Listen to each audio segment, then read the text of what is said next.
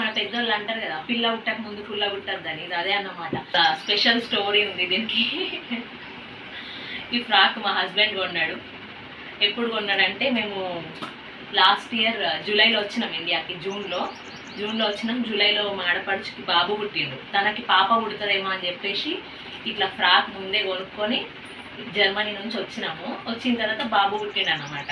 So ఏమన్నాడు, కొనేటప్పుడే అట్లా ముందుకు కొనద్దు ఆడపిల్లల బట్టలు అని చెప్తే, ఏం కాదు చెల్లె పుట్టకపోతే మనకు పనికి వస్తాయని చెప్పేసి ఇది కొనిపించిండు ఆ రోజు. ఇది ఇట్లనే కొన్నాము. వాళ్ళకి అసలు యూజ్ అవ్వలేదు. బాబు పుట్టిండు, ఇంక ఇట్లనే ఉంచినాం అన్నమాట.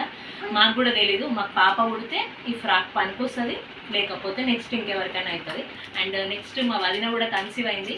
ఒకవేళ నాకు పాప పుట్టాక మా అన్నకు పాప పుడితే ఈ ఫ్రాక్ పనికి వస్తుంది తప్పితే ఇంకెవరికి రాసుందో తెలియదు. అందుకే మన పెద్దోళ్ళు అంటారు కదా, పిల్ల పుట్టక ముందు పుల్ల పుట్టద్దని. ఇది అదే అన్నమాట. అదే మరి మన పెద్దోళ్ళు చెప్పిన ప్రతి మాటకు ఒక అర్థం ఉంటుంది. ఇట్లా ముందుగా చిన్న పిల్లల బట్టలు అయితే కొని పెట్టుకోవద్దు. ఇంతకీ ఫ్రాక్ ఎట్లుందో కామెంట్ చేయండి. నాకైతే చాలా నచ్చింది. ఫ్రాక్ కోసం కాదు కానీ నాకు కూడా ఆడపిల్లనే పుట్టాలని ఉంది.